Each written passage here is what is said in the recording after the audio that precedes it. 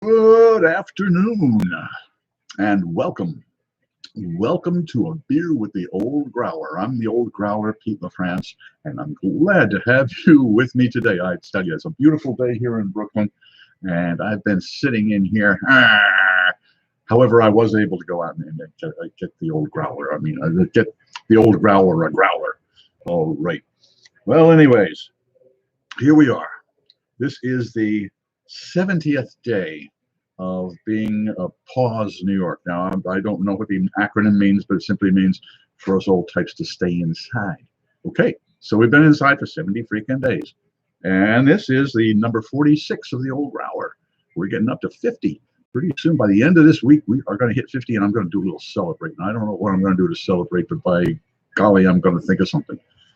But anyways, okay, the reasons for me being here can be found. You go to the front page, the entry page to this channel, and there's a trailer there. You just click on that, and I explain the whole business. It all has to do with the fact that they've closed down the bars, pubs, and restaurants, and being an author, a writer that's been covering that industry for over 35, 40 years.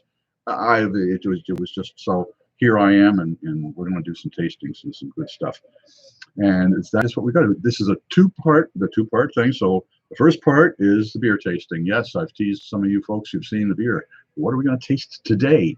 We're going to be tasting from Torch and Crown Brewing Company, what they call a share house. Now, that's for a lot of you folks that aren't in the New York area. A share house, I'll explain. When we get to the beer tasting, I'll explain what it is. Okay, but anyways, that's the first part is the tasting.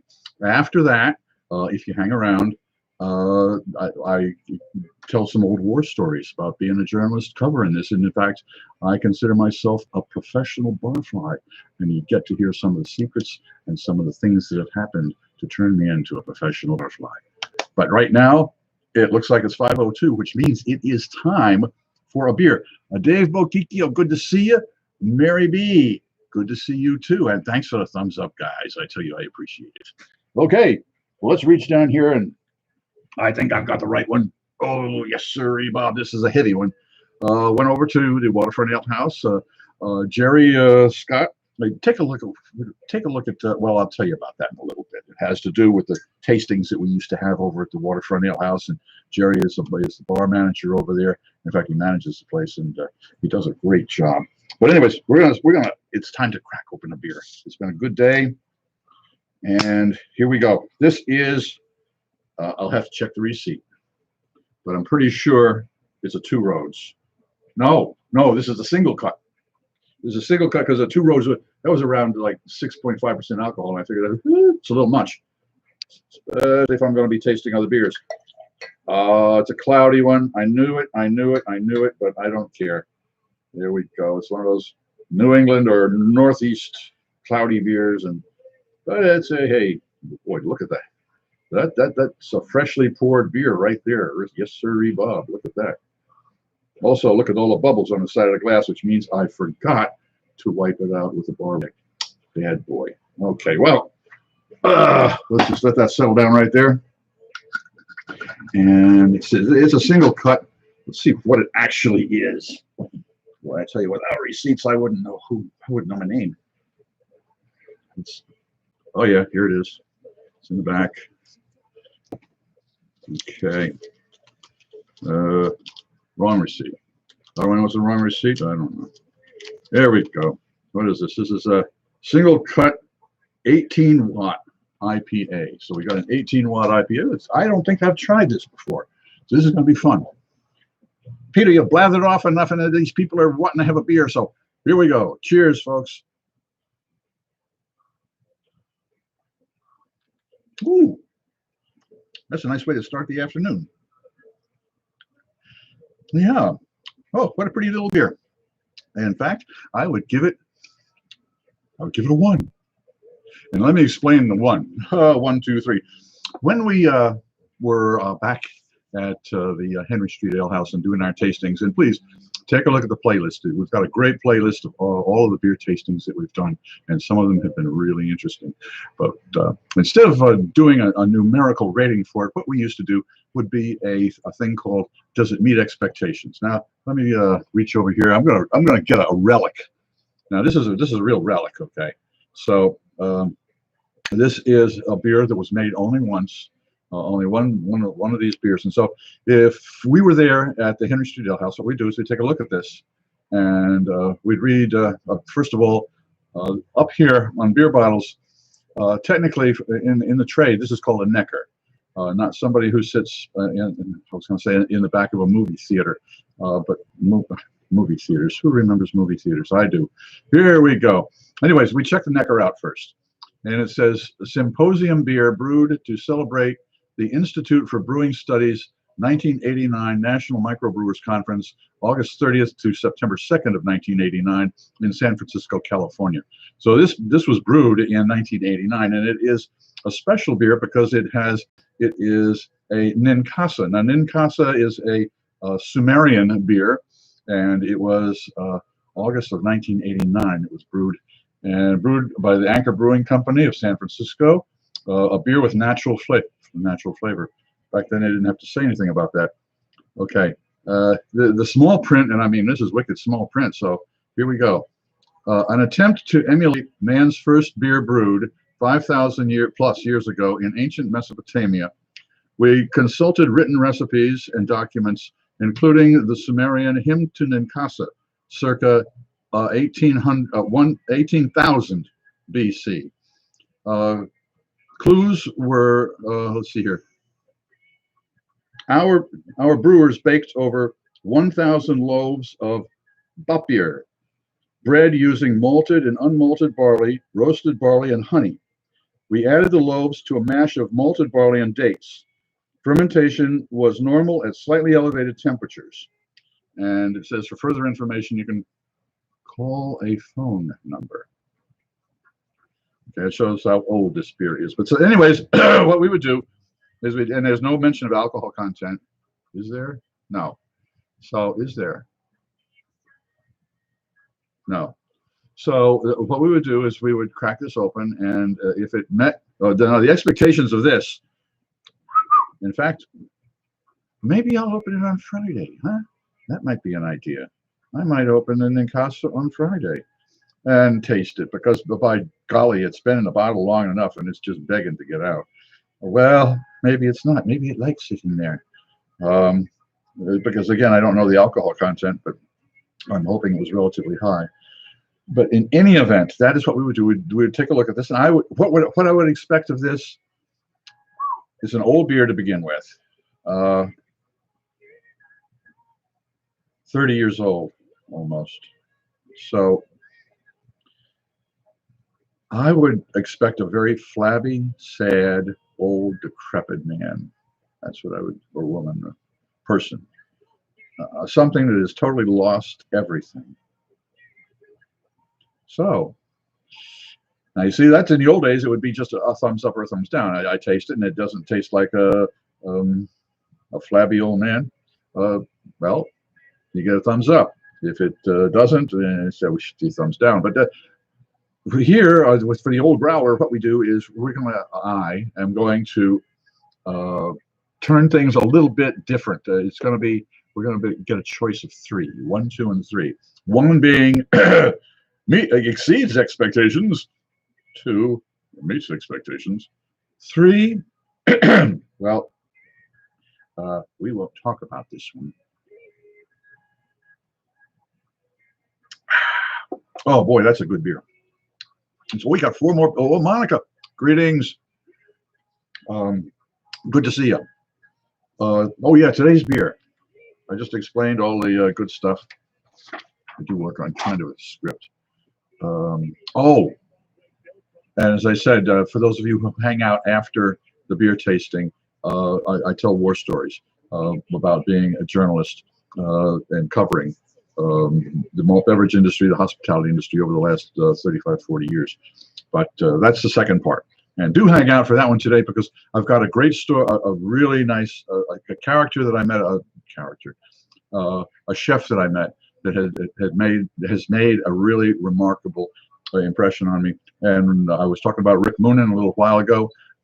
This time it's going to be another one, and believe me, it's worth hanging out for. Okay, let's see what we got. Is again the growler today, single cut. For those of you who aren't familiar, a single cut is a guitar term, and I have no idea what it actually means, but it has to do with the cut on the body of the electric guitar.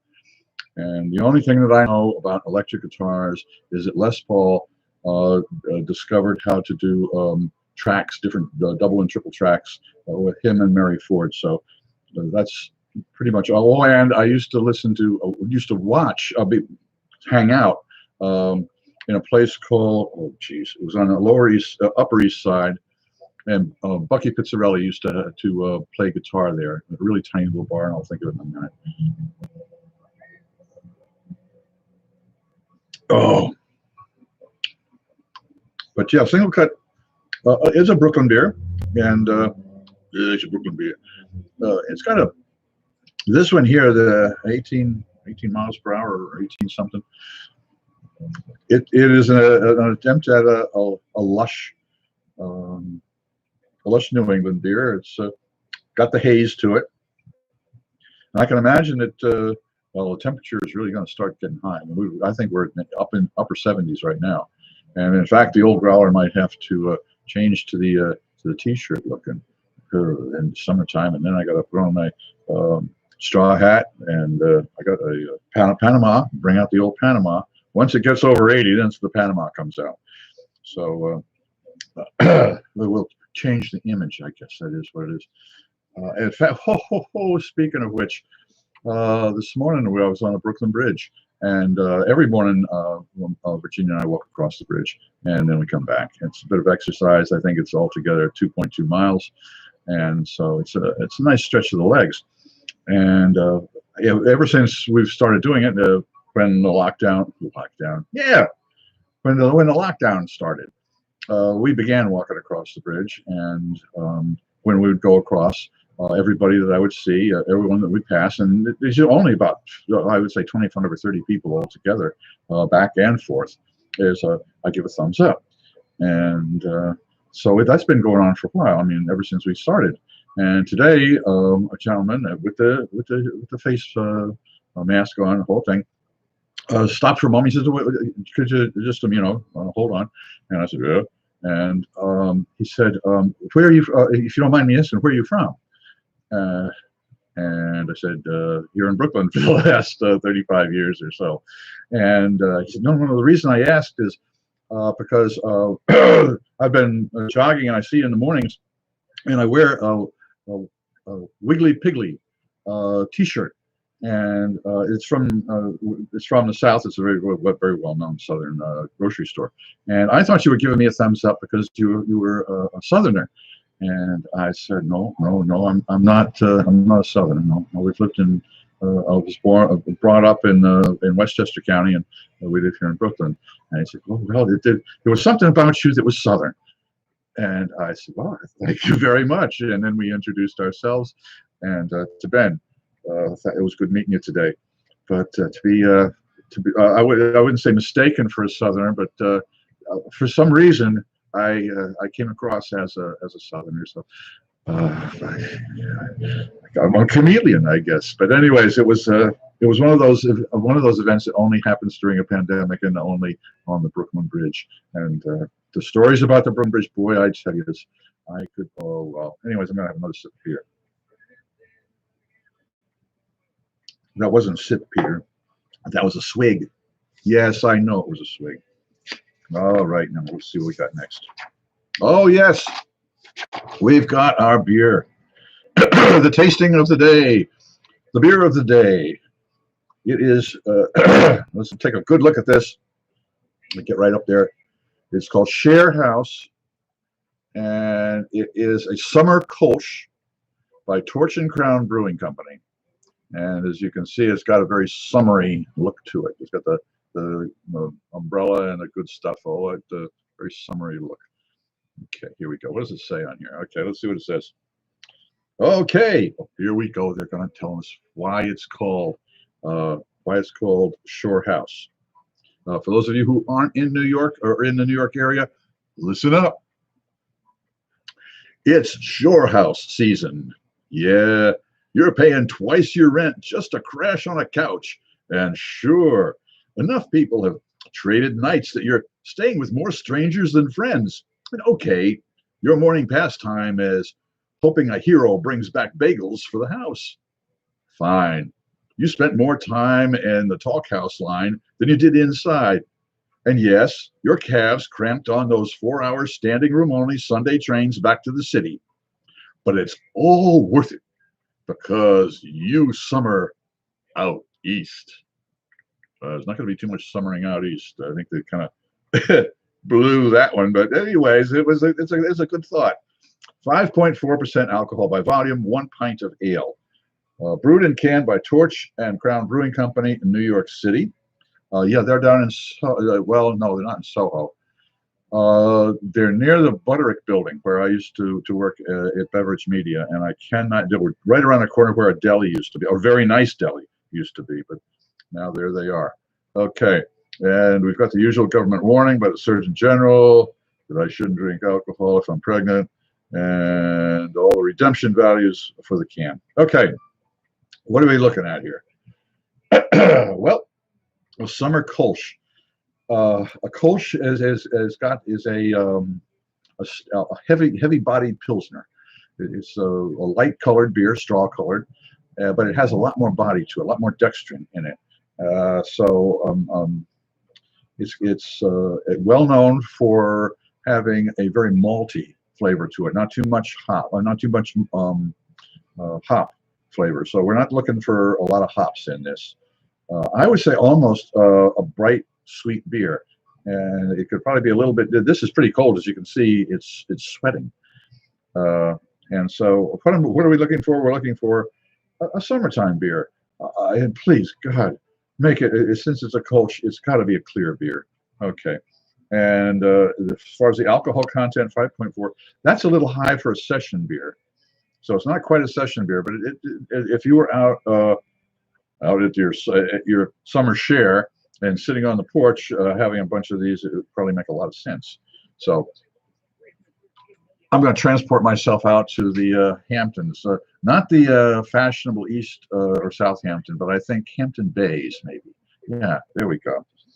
The Shinnecock Beach Club. There we go. That's where I'm going to be. That's what I'm imagining. That you drive down a little bit of a gravel way. The boats are docked there. A couple of little fishing skiffs, and the place it looks like a 1920s diner, and the peeled shrimp there is exactly 1920s diner. Oh, except that it's not a diner; it's outside. It's not the 1920s. If I remember right, it was the 1970s. Okay, let's crack this open and see if it meets expectations. Okay, now I'm using a wine glass because that allows me to fully appreciate all of the aromatics that might not be here. And I'm not expecting too many aromatics out of a Kolsch.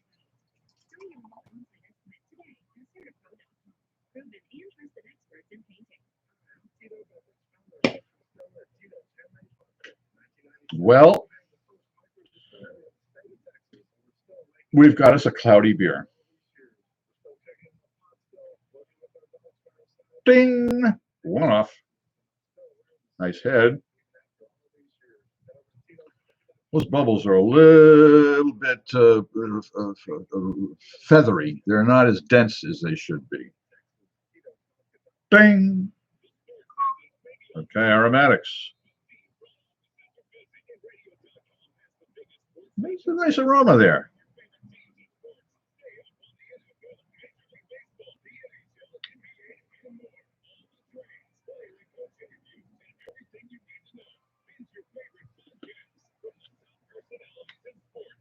That's not a Kolsch. By no stretch of the imagination is this a Kolsch. It has a light body, is incredibly dry. and is hazy.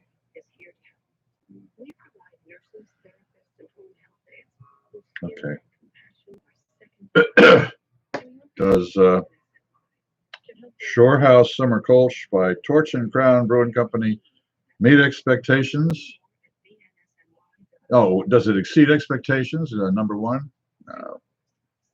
Does it meet expectations? Number two. No. No. Okay.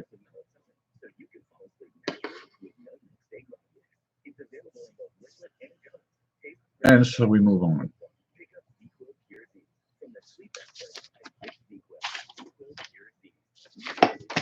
Ugh, almost knocked my beer off. Yeah, you knock your beer off, you're in trouble, boy.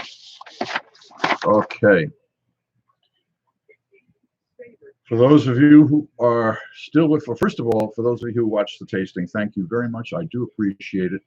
And if you like the tastings, please give a thumbs up, subscribe, and at least for the next week, maybe the next 2 weeks, every work day, as we put it, every weekday, I'll be on, and I'll be glad to have another tasting. And so look forward to seeing you the next time. And I hope all of your beers meet expectations.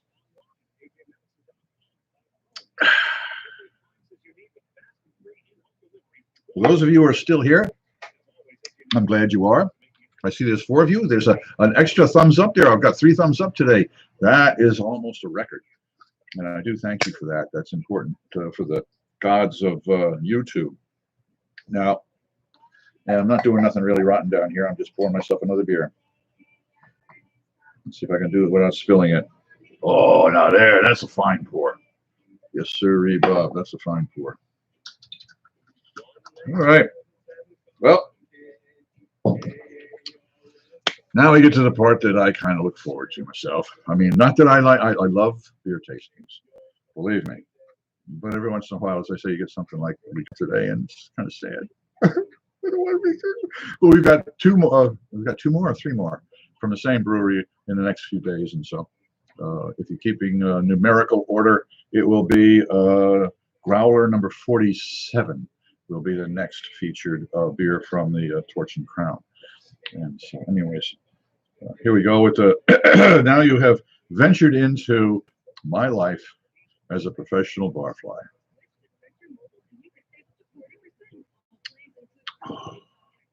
That's good. Well, it was one of the fun things about being a journalist, a professional barfly, a journalist covering the malt beverage and hospitality industry for almost 40 years.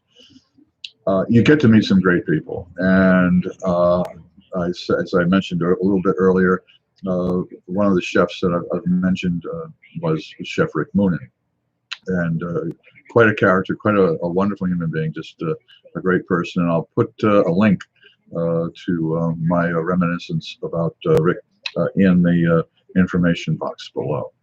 But today I want to talk about someone equally influential, and the story goes back actually to 9/11/2001, when New York City went through another, but a very localized tragedy. Not that it was any less, but it was certainly a major tragedy. And the World Trade Center came down. Well, at that time, of course, there was no problem with going to bars, and people for support, mentally and psychologically, the bar scene just blossomed. And one of my friends mentioned that there was a place on Smith Street in, I believe it's Cobble Hill, called Bar Tabac. And it's a French kind of a bistro place. And so I started going there, mainly because I had a I guess I always thought of French as being iconic, and also the language I can speak, I can get by. And if I was if I was stuck in the middle of Quebec City right now, in about 2 weeks, I could probably get along fairly well. So it was fun to listen to the French as it was spoken. And at that time, Bar Tabac was entirely staffed by French nationals behind the bar, on the floor, the chef, and that's where I'm getting to. Chef Laurent or Lorenzo Bonacci, and I'm hoping I'm pronouncing his name correctly. But he was the exec chef there, and Bar Tabac was part of 4 other restaurants owned by the same couple of brothers, Georges and Jacques. And so I wandered in there, and felt very comfortable. I mean, it was a really, truly a comfortable experience for me. And so a great shelter. And as I say, I was told by a writer friend of mine that this was the place to go. And it was, as I say, it was very comforting. And one of the interesting things was that it was open on Mondays. Now, for those of you who know or are cognizant of particularly French restaurants, Mondays they take off. I mean, it's very rare. It was at the time very rare to find a French restaurant that was open on Mondays. Where that tradition came from, I'll look it up, but I'm sure it's very logical. It probably has to do with deliveries and over the weekend and that kind of good stuff. To where Mondays were the days that the wine merchants showed up and the negociants showed up and the deliveries showed up, and so why open when you can? But anyway, that's just my guess. However, Bar Tabac was open on Mondays, and as you walk into it, there's a banquet, or at the time was a banquet on the right-hand side. The windows had bar stools looking out. The bar was to your left.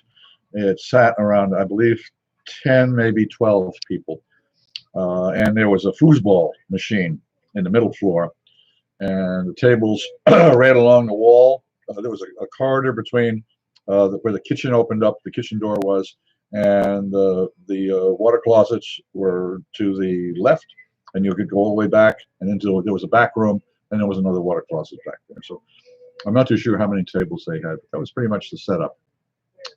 And every Monday, that banquet, at lunchtime, I would always sit just at the end of the bar near the window, and there's a 2-seat there, and that was where I lived for Jesus. This has been at least a good 20 years. So in any event, I'd be sitting there having my lunch, and on Mondays in particular, that banquet, all of the people sitting there would be chefs, because the locals, the French restaurants on Smith Street and in Brooklyn Heights and Cobble Hill would congregate there. I mean, everyone knew each other, and so they would stop in and they would have lunch there. And if anybody came in from Paris or from France, if the chefs knew them, well, they would have them come along and hang out with the boys. And it was marvelous to, as I say, when you're immersed, you can learn to speak the language a little bit better, and you can understand conversations. And it got to the point where I could understand, I would say, 3/4 of what was going on. Most of it was just hellos, and how things are going, blah blah blah blah blah. That's easy enough. But some of the other, when they were talking business, I got lost a little bit. But it was so much fun to sit there and listen to those guys talk. And as I say, the executive chef there, Laurent Bonacci, he put together the menu. I believe he put together the menus for at least 2 or 3 of the restaurants. And I know he did at least 2 because my favorite was Jules on St. Mark's Place in Manhattan. And for at least a year or 2, and that goes back, let's go back 25 years. No, it was after 9/11, so that's 2001, do the math, 19 years ago, well, 18 years ago. I would walk across the Manhattan Bridge, and it would end up near the St. Mark's Place, and walk into Jules' restaurant and stop in for lunch and say hello to Laurent. And I got to do that regularly, and got to know one of the bar staff. She came from Poland, and the woman who ran the floor, Dunya, she came from Morocco. Was it Morocco or Algeria? Morocco, yeah. And so I got to learn a little Polish and a little Moroccan. And chef would test out recipes, particularly dinner specials on me. And it was always fun because he tried to pair them up to beers because he knew I liked beer. And they had 2 French beers there. And so I would have them on draft, and he'd bring out a dish, a little sample dish to try. Peter, what do you think of this? You know, this, that, or the other thing. And that was fun. It was just an amazing amount of fun. And there's 2 additional stories that go with it. There was one afternoon, and I was sitting at the bar, and lunchtimes were very rarely. I mean, there was maybe only 3 or 4 people, regulars. Myself, a fellow who was a French national, and he worked camera work for NBC. And there was a woman who came in and sat at a table and read books and ordered, I think it was onion soup, and that was about it. So Laurent had plenty of time to play with the menu. But one day, a person came in with a black laptop, one of those large black laptops, in a blue windbreaker. Now, that you might as well put a big sign up and have that person carry it around saying "Food Inspector." Oh boy! And yes, she was. She was from the Department of Mental and something health that they have that rates restaurants. So she went around with the flashlight behind the bar and took little notes and stuff, and went back to the water closets and checked them out, and then came back, and then went into the kitchen. Laurent was it turned out he was testing out a pork chop that he was with mustard sauce that he was trying with a little bit of guacamole and a chip, a crisp, a kind of a fried piece of triangle of tortilla stuck in the guacamole. It was going to be a nice little presentation. So she's watching him do this, okay, and things are going along pretty good. And so he's plated it up, and he's ready to bring it out. And she waits. She says, "Wait," and she sticks a meat thermometer in there. And apparently, it was a few degrees under. So she said, "Are you sure you're going to serve this?" And Laurent took it, dumped it in the garbage, went back, did another one. This time, he's got everything done. She sticks the meat thermometer in there. Everything's all checked out. The guacamole is on there. He takes his hand and reaches and picks up the chip and puts it on there. And she says, "Are you going to serve that?" Because he didn't have a freaking glove on. And he said no, and he throws it out. So he did a third with just the pork chop. And I believe there was some spatzel, which is kind of weird for a French restaurant, but it was a little teeny noodle things, but they were spatzel with a nice sauce. And she stuck the thermometer in there, and it was a couple of degrees above, so she says fine. So he gives it out to me, and he said, "Peter, I am so sorry." And I said to him, "Don't worry, I totally understand, but I'll eat it anyway." And I did. And that was what I learned there in particular, was that there's 2 worlds in the restaurant industry. There's the world of the bureaucrats, and then there's the world of the chef behind the station. And of particular interest to me was the fact that the pork, there has been changes in the regulations as to with the temperature, the proper temperature for pork to be cooked. The lack of trichinosis over the last 50 years has certainly changed that. But in any event, learning about food and how it pairs with beer with Chef Laurent was a lot of fun. And the second little story, and I'll try not to make this last too long, but I mentioned the floor manager Dunya, a Perky, a French Moroccan, and just I learned the differences in pronunciation of words in particular, but I particularly learned from her when the French have a glass of wine or whatever, and it's santé, which is santé, good luck, or something like that, santé.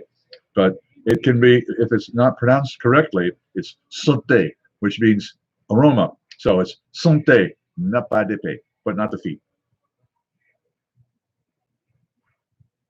Yeah, I learned that from her. The other thing I learned, which was even more fun, was it had to have been on a Wednesday because it was the middle of the week, and Wednesdays are in the middle of the week. The staff had the house lunch just about the same time I used to come in, and so they would have their lunch over on the at a table. There were 6 or 7 of them, and I'd eat at the bar and wave back and forth, etc. Well, this particular time, Dunya's mother and aunt were visiting from Morocco, and they got the go-ahead from Iran to put together for the house dinner on this particular lunch a couscous, a Moroccan couscous, and it had lamb and sausage and chicken, and the broth was incredible. Her mother and aunt spent most of the morning cooking this, and so when it came time for the house lunch, that was the house lunch. And I mean, the platter was huge, and there was at least 3 distinctive French languages being spoken: Moroccan French, Metropolitan French, and there were a couple from Marseille. So they had their own little words back and forth. And I was the only person who spoke English and couldn't. Well, I wouldn't say couldn't speak French, but I was overwhelmed by the language, and yet was made to feel a part of the family. And I think seeing that and learning, experiencing that as part of being accepted in a restaurant staff, by the restaurant staff. Many years ago, I worked at a place called the Monk's Court and the Monk's Inn and worked on staff. And I know the camaraderie there. So to be accepted in that way, to me, was a remarkable experience. And this old BARFLY remembers that, and he remembers that afternoon as clear as a bell. I remember who sat at the different. I can see who sat at the different seats, and the food was. Oh, I've never had couscous like that, and I never. Hopefully, I never will again. But anyways, my life as a professional BARFLY.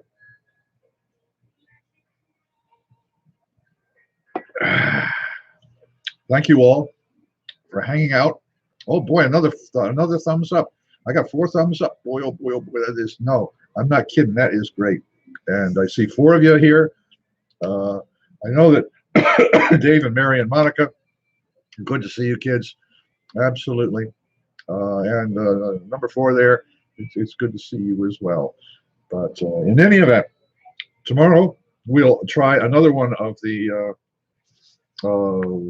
Torch and the Crown beers, and I'm sure that I can come up with another bit of the Old Growler. Should I say the BARFLY, professional BARFLY for you. In any event, for those of you who are coming in a little bit late and or who are watching this at a later date than Tuesday, the 26th of May, 2020, do me a favor and subscribe, and that way you won't miss any of the Old Growler's visits. And give me a thumbs up, and I certainly would appreciate that. Okay, well, it's about time to go and have another beer. But I thank all of you for showing up. Cheers, and look forward to seeing you the next time.